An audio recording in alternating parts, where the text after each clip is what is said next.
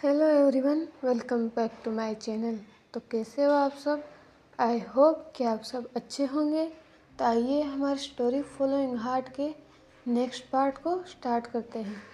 उससे पहले प्लीज़ अगर आपको ये पार्ट पसंद आए तो कमेंट किया कीजिए। आपके कमेंट से मुझे बहुत मोटिवेशन मिलता है। आपके कमेंट मेरे लिए बहुत मैटर करते हैं, तो प्लीज़ कमेंट किया कीजिए एंड वीडियो को लाइक किया कीजिए। तो आइए आज के पार्ट को स्टार्ट करते हैं।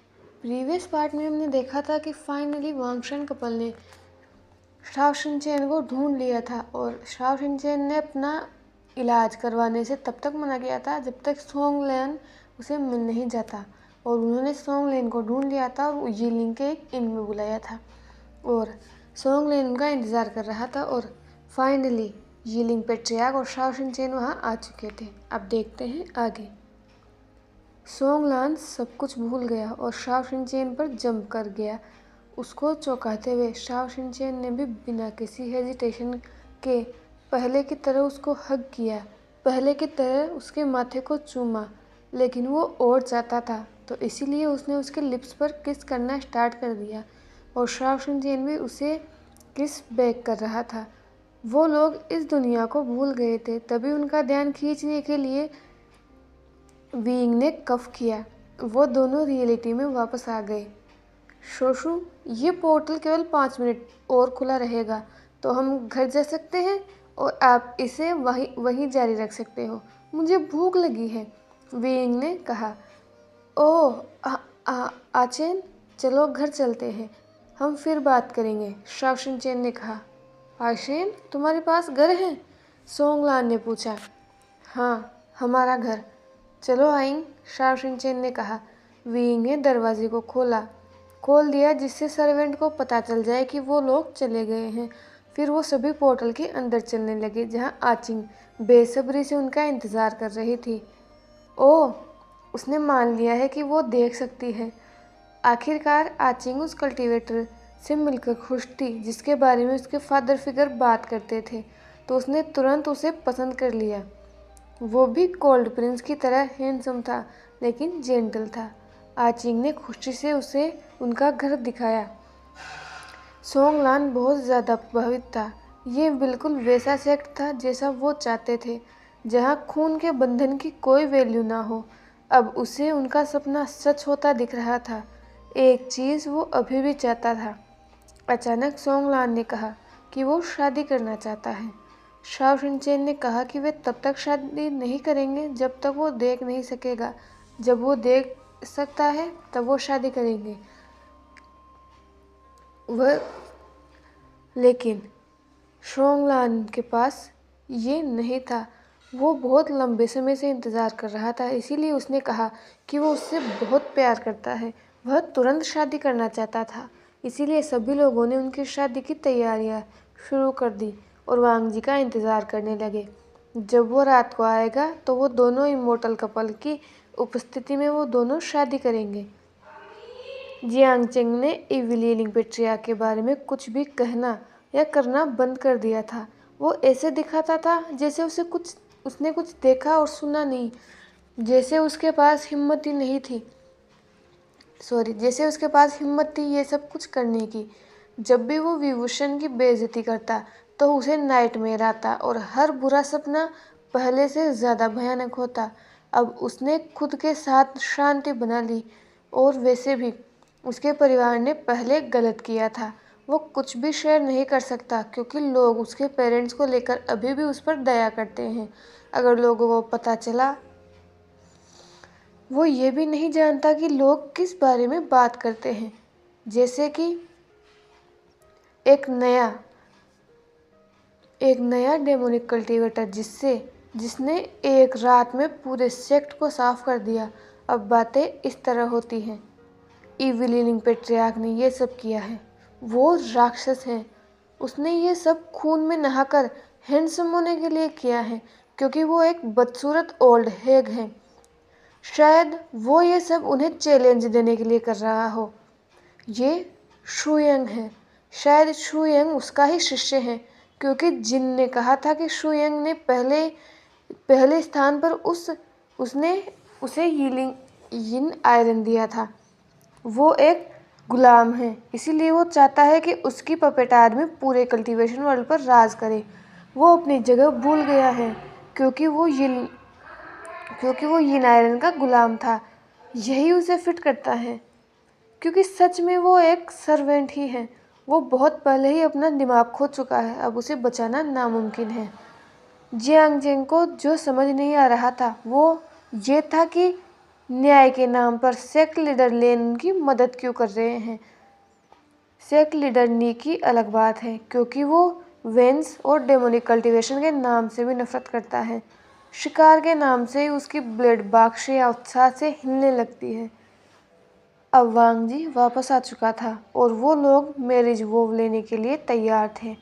And as a immortal Wangshan couple elder की जगह बैठे हुए थे। शादी के तोहफे के रूप में लंजा ने उन्हें एक मैचिंग रिंग दी जो छोटे गुलाबी मैगपाई में बदल सकता है, और अगर ज़रूरत पड़े तो वो उनके लिए जासूसी कर सकता है और धनुष में भी बदल सकता है। उन्हें इसे कल्टीवेट करना होगा और अभी भी वो उसे सामान्य अंगूठी के रूप में पहन सकते हैं। यिन एनर्जी का मास्टर होने के नाते वीइंग ने उन्हें एक प्रीशियस गिफ्ट दिया। उसने पूछा, यिन एनर्जी का मास्टर होने के नाते मैं तुम्हें एक मीनिंगफुल तोहफा देना चाहता हूँ जो मुझे दर्शाएगी, मुझे रिप्रेजेंट करेगी। जो है, तुम दोनों में से कौन बच्चा कैरी करना चाहता है। उन दोनों ने ही इमोर्टल कपल की तरफ देखा। वो बच्चे चाहते थे, इसीलिए उन्होंने शाओ चिन को गोद लिया था, उनका खुद का बच्चा। ये वो सपने में भी नहीं सोच सकते थे, क्योंकि वो दोनों ही मैन थे। उन दोनों ने एक दूसरे की तरफ देखा। मैं करूँगा इमोर्टल मास्टर, सोंगलान ने कहा। वीइंग ने अपना सिर हिलाया और सोंगलान का हाथ पकड़ लिया और गहरी लाल ऊर्जा की लहर उसकी नसों में भेजी। सोंगलान को ठंडा महसूस हुआ, फिर उसे गर्मी महसूस होने लगी और ये सीधा उसके लोअर एब्डोमेन में चली गई और उसके शरीर में गायब हो गई। ये किसी के लिए भी बस एक बार काम करती है। तुम लोग ये तब ही करोगे जब तुम दोनों तैयार होगे और बच्चा चाहोगे। जब तुम प्रेग्नेंट हो जाओगे तो ये पूरी तरह से गायब हो जाएगा, जिससे तुम्हारे बच्चे पर यिन एनर्जी का कोई प्रभाव नहीं होगा। उस रात जब हमारे शेमलेस कपल अपनी एवरीडे एक्टिविटी में बिजी थे, तब पहली बार चेंजिंग ने मदद के लिए संदेश भेजा। वो कपल समझ गया कि ये ज़रूरी होगा। जब वो लोग मेन हॉल में टेलीपोर्ट हुए तो उन्होंने अपने चारों स्पिरिचुअल वेपन को एक लड़की के साथ देखा जिसने महंगे कपड़े पहन रखे थे और बाल हाई पोनीटेल में बंधे थे, लेकिन स्टैंड नी हुई सांग की तरह थी। मास्टर, आपके प्राइवेट पलों में आपको परेशान करने के लिए मैं माफ़ी चाहती हूँ, लेकिन ये ज़रूरी था, चेंजिंग ने माफ़ी मांगते हुए कहा। मास्टर, ये बाक्शिया है, सेक्ट लीडर नी की ब्लेड स्पिरिट। यह आपसे बात करना चाहती है, वांग जी चिन ने कहा। बाक्शिया ने डीप बो करते हुए कहा, इमोर्टल मास्टर, मैं चाहती हूँ कि मेरी मौत के बाद आप मेरी मदद करें। ये सुनकर वांगशन कपल ने अपनी बो उठाई। जो कल्टीवेशन मेथड मेरे मास्टर इस्तेमाल कर रहे हैं वो चीट डिवेशन से मर जाएंगे। ये हमारी सेक्ट के लिए सामान्य बात है, लेकिन कोई जानबूझकर मेरे मास्टर को जहर दे रहा है और इसका नतीजा ये होगा कि जब वो मरेंगे तो मेरा शरीर और मेरी आत्मा अलग अलग हो जाएगी। एक अमर सोल होने की वजह से अनंत तक ब्रोकन सोल के साथ जीना मेरे लिए बहुत ज़्यादा हो जाएगा, बाक्शिया ने कहा। किसने किया है ये? लंजा ने पूछा। मैं नियम जानती हूँ कि आप कल्टीवेशन वर्ल्ड के साथ इंटरफेयर नहीं कर सकते, लेकिन मैं सिर्फ यह कह सकती हूँ कि लेंशिचेन इससे जुड़े हुए हैं। अगर वो इसका परिणाम जानते हैं तो मुझे नहीं पता, बाक्शिया ने कहा। हर रूल में लूप होल्स होते हैं, वीइंग ने कहा। हाँ, अगर मेरे मास्टर खुद आपकी मदद लेना चाहते हैं तो ये इंटरफेयर में नहीं गिना जाएगा, लेकिन मेरे मास्टर मर जाएंगे, लेकिन अपनी कल्टीवेशन के बारे में नहीं कहेंगे, बाक्शिया ने कहा। उनके पास कितना समय है? वीइंग ने पूछा। वो सामान्यतः 10 साल तक जिंदा रह सकते थे, लेकिन अब उनके पास 3 से 5 महीने हैं। यदि जहर उन्हें और ज़्यादा प्रभावित करता है तो शायद 2 महीने और, बादशाह ने कहा। ठीक है, जैसा कि तुम देख पा रही हो, मैं अपने बढ़े हुए पेट के कारण अपने पैरों को भी नहीं देख पा रहा हूँ। मैं बाद में तुम्हारी मदद करूँगा। शायद मैं निश्चयों को टिप दे सकता हूँ, विंग ने कहा। हाँ, सेकंड यंग मास्टर नी भी इस कल्टीवेशन मेथड के बारे में जानते हैं, इसीलिए वो कल्टीवेट नहीं करना चाहते। वह भी आपसे संपर्क करने की पूरी कोशिश कर रहे हैं, लेकिन हर जगह लोग हैं, लोगों से ज़्यादा जासूस हैं, बादशाह ने कहा। इस पर विंग ने हंसते हुए कहा, तुम सच में कुल प्रमुख नी की ब्लेड स्पिरिट हो, बदमाश। बादशाह, चेंजिंग और वांग जी के साथ जाओ और उनकी जगह पर ध्यान करो, तुम बेहतर हो जाओगी, लंजा ने कहा। तो फिर हम तुम्हारे मास्टर से फिर मिलेंगे। रुको बादशाह, विंग ने बादशाह को रोकते हुए कहा। हाँ, बादशाह ने जवाब दिया। बादशाह, क्या तुम हमें बता सकती हो कि चिंगजिए और तुम्हारे मास्टर के बीच में क्या प्रॉब्लम है? विंग ने पूछा। मास्टर को बचपन में मैडम से बहुत प्यार था। मास्टर ने लंच के बारे में भी पूछना चाहा था, लेकिन ऐसा कभी नहीं हुआ क्योंकि उनके पिता की मौत हो गई। जैसे जैसे वो ज़्यादा शक्तिशाली होते गए, उन्हें डर लगने लगा कि उनका भाई अकेला रह जाएगा। वो एक और पर्सन को शामिल नहीं करना चाहते थे और अब उन्होंने अपनी रोमांटिक फीलिंग्स को दबा लिया है और अब हालात आप सभी जानते हो, बादशाह ने कहा। क्या तुम्हें खुशी होगी? अचानक लंजा ने पूछा। हाँ, बादशाह ने कन्फ्यूजन में पूछा। अगर वो चिंगजिए को स्वीकार कर ले तो क्या तुम्हें खुशी होगी? इस बार विंग ने पूछा। आपके स्पिरिचुअल वेपन्स खुश हैं क्योंकि आप दोनों एक दूसरे से प्यार करते हैं। हमारी भावनाएं आपसे जुड़ी हुई हैं। अगर आपको कोई पसंद नहीं है तो आपके स्पिरिचुअल वेपन उसके लिए दुश्मनी रखते हैं। इसीलिए अगर मेरे मास्टर खुश होंगे तो मैं भी खुश हो जाऊंगी, बादशाह ने कहा। इसके बाद वांगशन कपल ने कहा, फिर गुड नाइट। उसके बाद वो लोग चले गए। कोई टावर में जिनसेक्ट सेक्ट लीडर के नौकरों या कहीं गुलामों के सहारे उड़ रहा था। चिंगजिशुआन महसूस कर सकता है कि ज़्यादातर वक्त वो मरने की लाइन में होता है, जैसा वूजियान ने कहा था। उसके सौतेले भाई ने कोई टावर से बाहर जाने का ऑफर दिया था। यह आइडिया अच्छा था। कोई टावर में हंगामा मच गया। कभी कभी वो खुद सोचता है कि उसे ये विचार कहाँ से आया होगा। मेंग्याओ ने चिंसू से शादी कर ली है, जो कि अब प्रेग्नेंट है, लेकिन उसका भाई लाइन में पहले नंबर पर है, जो उसे मारना चाहता है या फिर मरवाना चाहता है, लेकिन वो कुछ नहीं कर सकता क्योंकि वो जानता है कि कोई भी वास्तव में उसके सौतेले भाई का सम्मान नहीं करता। एक और सेक्ट क्लाउड कल्टीवेशन वर्ल्ड से मिटा दिया गया है और ये शुयेंग ने किया है। उसके पिता ने यह घोषणा कर दी है कि शुयेंग यीलिंग पेट्रियार्क का गुलाम है। लेन सेक्ट में लेन चिरेन एक धैर्यवान व्यक्ति है। उसने 2 बच्चों को पाला है, हालांकि वे उसके अपने नहीं हैं। अब दोनों ही उसकी पहुंच से बाहर थे। बड़ा वाला एक हथियार बन गया है और छोटा वाला उसे देखते ही टर्न हो जाता है, नहीं तो वो चाकू की तरह लहजे में और ज़्यादा ठंडा हो जाता है। जैसा कि उसने वादा किया था, उसने फोरेड रिबन को इकट्ठा किया और उसे अच्छी तरह से पैक कर लिया। उन्होंने अपने सबसे अच्छे रोब पहने और सूरज ढलने का इंतज़ार करने लगे। वांग जी क्लोज डोर कल्टीवेशन में है, इसीलिए क्योंकि वो कल्टीवेशन वर्ल्ड की परवाह नहीं करता। उसके भाई को ये तब तक पसंद है जब तक उसका छोटा भाई अब यीलिंग पेट्रियार्क से जुड़ा हुआ नहीं है। उन्हें खुशी है कि वांग जी अब क्लाउड रिसोर्सेस में रहता है या फिर वो बस जिंक्शी में रहता है और यीलिंग पेट्रियार्क के बारे में बातें नहीं करता। चिरेन ने शिचेन को एक संदेश भेजा कि वो 2 दिन की छुट्टी चाहता है क्योंकि उसे ठीक फील नहीं हो रहा है, और ये झूठ भी नहीं है कि वो सबसे बुरे से डर रहा है, इसीलिए 1 दिन और काम चल जाएगा। सूरज ढलने के बाद वो लगभग दौड़ता हुआ जिंक्शी के पास गया। वांग जी ने दरवाज़ा खोला। उसके चेहरे पर खुशी थी, जैसे वो मज़े ले रहा हो। Uncle, ribbon? लंजा ने पूछा। हाँ, मैं तुम्हारी तरह ही अच्छे रिबन लेके आया हूँ, लेंचरे ने लगभग हाँफते हुए कहा। बैठिए अंकल, यह चाय पीजिए, यह आपकी नसों को शांत करेगी, लंजा ने कहा। चिरेन एक मेट पर बैठ गए और एक सिप लिया। तुम ये सब जानबूझकर कर रहे हो, लेंचरेन ने कहा। हाँ, इसे पिए फिर हम चलेंगे, लंजा ने जवाब दिया। चाय पीने के बाद वांग जी खड़ा हुआ और कमरे के बीच में एक पोर्टल खुल गया। चिरेन चुपचाप उसका पीछा करने लगे। अब वे एक शराब की दुकान के पीछे खड़े थे। वांग जी ने एम्प्रेस स्माइल के 20 जार खरीदे। ये डेफिनेटली विभूषण के लिए थे, लेकिन ये बहुत ज़्यादा थे। अपनी सभी चीज़ों को ग्वानिन पाउच में रखने के बाद उसने चुपचाप उसका हाथ पकड़ने को कहा।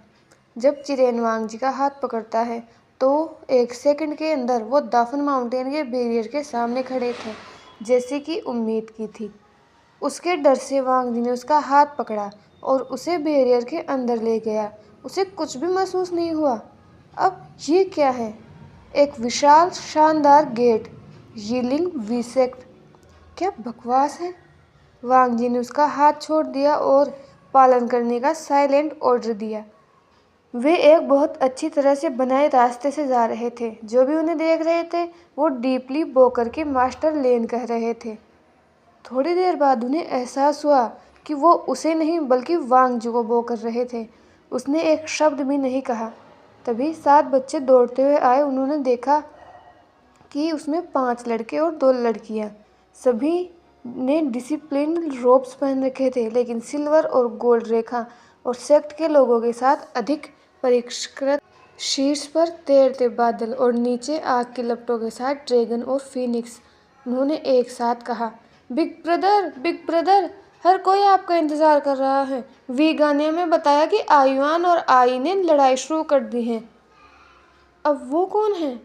वांग जी फॉर्मल होने में इतना सहज कब से हो गया? अब एक कपल आया जो शाओ शिनचेन और सोंग लेन थे, जिनके बारे में अफवाह थी कि वो इमोर्टल कपल हैं, इसीलिए वो बोक करने ही वाले थे। तभी शाओ शिनचेन ने कहा, ओह अजान, तुम आ गए। तुम आखिरकार आ ही गए। तुम्हारा हस्बैंड बहुत ज़्यादा है, हम नहीं संभाल सकते। चलो, हर कोई तुम्हारा इंतज़ार कर रहा है। अजान, इनफॉर्मल यह ठीक है, लेकिन अजान, यह बहुत पर्सनल है और इस कपल को इमोर्टल कपल नहीं कहा जा सकता क्योंकि इनकी कल्टीवेशन उसके जितनी ही है। इसीलिए उसने चुपचाप फॉलो किया। एक विशाल मेडिकल पवेलियन, लगभग सैकड़ों लोग। यहाँ क्या होने जा रहा है? अब वह देख सकता है कि एक प्रेग्नेंट औरत मेडिकल बेड पर बैठकर सेब खा रही थी। वो औरत उसकी तरफ देखकर मुस्कुराई। नहीं, ये विभूषण है। ये सपना है। अब उनका सबसे अच्छा शिष्य सैकड़ों लोगों के सामने प्रेग्नेंट विभूषण को किस कर रहा था। क्या वो वांग जी के बच्चे से प्रेग्नेंट है? नहीं नहीं नहीं, ये सच नहीं है। ये उसकी समझ के लिए बहुत ज़्यादा था, इसीलिए वो सुन्न होकर फ्लो को फॉलो करने लगा। वांग जी चाहता है कि उसका बच्चा पहले लेन की तरह रक्त संबंध हो, इसीलिए वो इनवाइटेड है। विभूषण अपने फादर के निर्माण के साथ अपनी माँ की एग्जैक्ट कॉपी लगता है। अब मैं वेंचिंग और वेनिंग को भी देख सकता हूँ। दोनों वास्तव में शानदार वस्त्रों के साथ बहुत अच्छे लग रहे हैं। वह स्तब्ध होकर वहाँ खड़े थे। हर कोई अब कमरे से बाहर निकल गया। वह वांग जी, वूशियान, वेंचिंग और वेनिंग मौजूद थे। वेनिंग ने दरवाज़ा बंद कर दिया। मास्टर लेन, जन्म देने से पहले मैं आपसे बात करना चाहता हूँ, वींग ने कहा। लेन चिरेन ने बस अपना सिर हिलाकर सहमति जताई। अच्छा है। सबसे पहले हम एक दूसरे से प्यार करते हैं। यह अजान के लिए एक तरफा प्यार नहीं है। दूसरा, हम 15 साल की उम्र से शादीशुदा हैं, एल्डर लेन ई के सामने ठंडी गुफा में। Last but not the list, wing ने लंजा का हाथ पकड़ लिया और उनके हाथ पर एक ब्लड रेड स्पाइडर लिली चमक गई। लेन चिरेन वहाँ बस फ्रोजन खड़े थे। ये डाई डाउन मैरिज स्पेल थी, इथर्नल ब्लड ओथ, एक स्वर्गीय आशीर्वाद। वह कौन है जो स्वर्ग से पहले कुछ कह सके? विभूषण ने डिलीवरी से पहले यह बात उससे प्रमाण के रूप में कही कि उनका बच्चा लीगल लेन हायर है, और अगर वो गलत नहीं है तो विभूषण ने एक सेक्ट बनाया, लेकिन क्रॉप्स नहीं बल्कि सामान्यतः मानव कल्टीवेटर। उसके पास पूरे कल्टीवेशन वर्ल्ड के बेस्ट हीलर हैं और अन्य दो सबसे मजबूत कल्टीवेटर इमोर्टल शिष्य हैं। शायद बच्चे के जन्म के बाद उसे और अधिक जानकारी मिलेगी। फिलहाल उसे वांग जी के बारे में चिंता करने की कोई ज़रूरत नहीं है, क्योंकि उन्होंने जो शपथ ली थी उसके अनुसार वे हर जीवन में एक साथ जिएंगे और एक साथ मरेंगे। तो हे एवरीवन, आज के लिए बस इतना ही। प्लीज़ कमेंट में बताए ना कि आपको आज का पार्ट कैसा लगा, लेन चेन के ये शौक जो लेन चेन को मिला है वो। एंड नेक्स्ट पार्ट में लेन चेन को जब ये पता चलेगा कि वांगशुन कपल ही मॉडल कपल है तो उनका रिएक्शन क्या होगा। नेक्स्ट कपल में हम देखेंगे वांगशान के बेबीज़ को। तो थैंक यू फॉर वॉचिंग।